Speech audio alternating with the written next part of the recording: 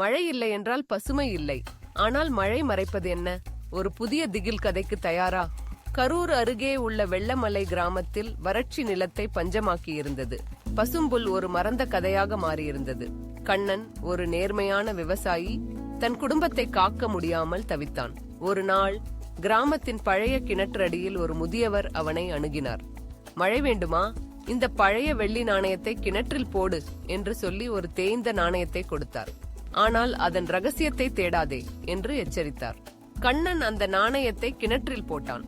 அன்று இரவு வானம் மேகமூட்டமாகி ஒரு மென்மையான மழை பெய்தது.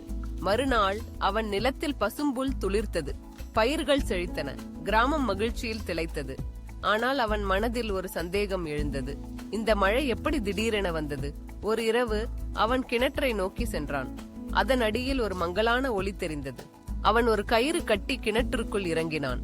அங்கு ஒரு பழைய பெட்டி, அதில் அவன் போட்ட நாணயம் மீண்டும் இருந்தது. ஆனால் அதன் அருகே ஒரு பயங்கரமான பொருள், ஒரு எலும்பு கூடு. அதன் கைகளில் பச்சை பாசி படர்ந்திருந்தது.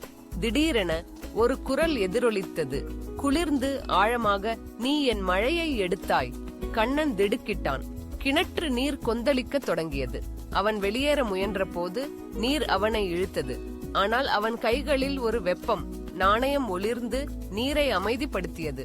மழை உனக்கு பசுமையை தரும், ஆனால் அதன் ரகசியத்தை தேடினால் அது உன்னை சோதிக்கும் என்று குரல் மறைந்தது. கண்ணன் பயத்துடன் வெளியேறினான். ஆனால் அவன் மனம் அமைதியடைந்தது. மழை தொடர்ந்து பெய்தது. கிராமம் செழித்தது. மறுநாள் அவன் கிணற்றை மூடினான்.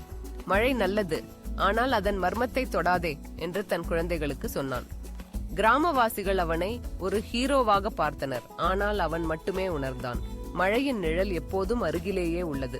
இந்த கதை உங்களை சிந்திக்க வைத்திருந்தால் சப்ஸ்கிரைப் பண்ணுங்க, லைக் போடுங்க, உங்க கருத்துக்களை கமெண்ட்ல சொல்லுங்க. அடுத்த திகில் கதைக்கு சந்திப்போம். நன்றி.